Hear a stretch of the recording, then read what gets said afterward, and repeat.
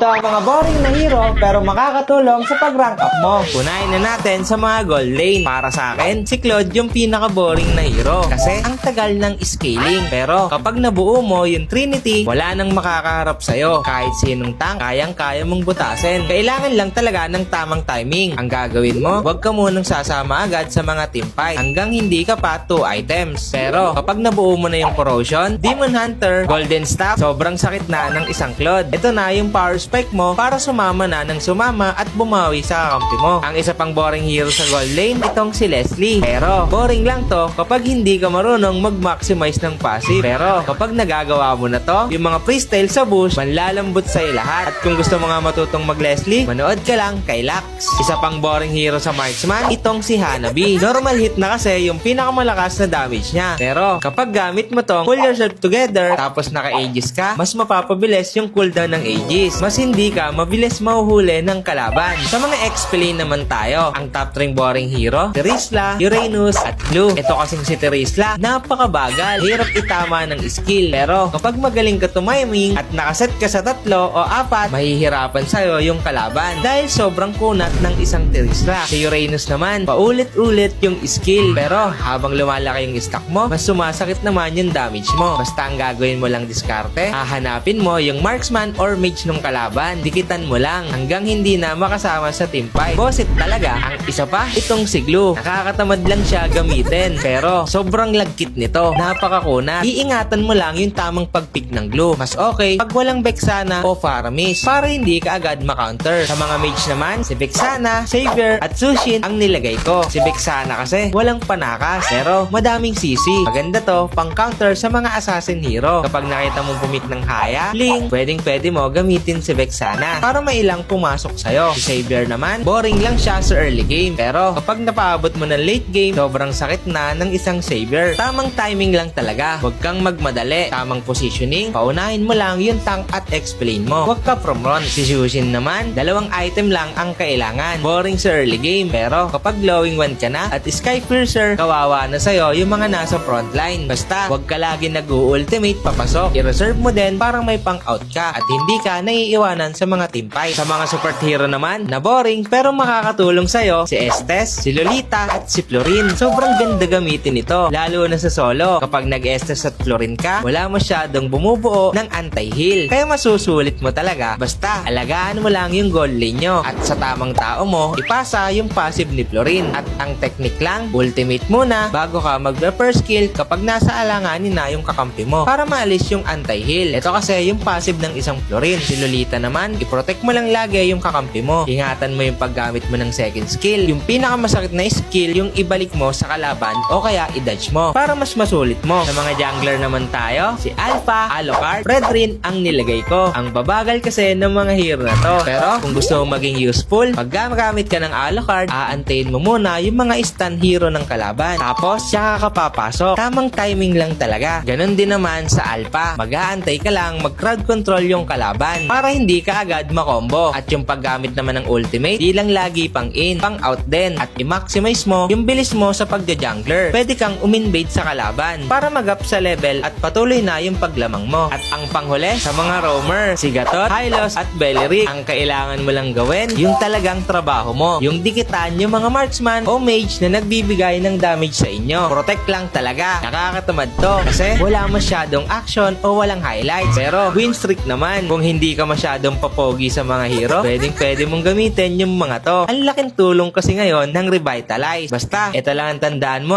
protect the king. Yung mga damager mo, pro-protectahan mo. At yun na ang magbibigay sa'yo ng panalo. At yun lang. Para sa inyo, sino nga ba yung pinaka-boring na hero pero useful? Sana may natutunan kayo. Sana makatulong.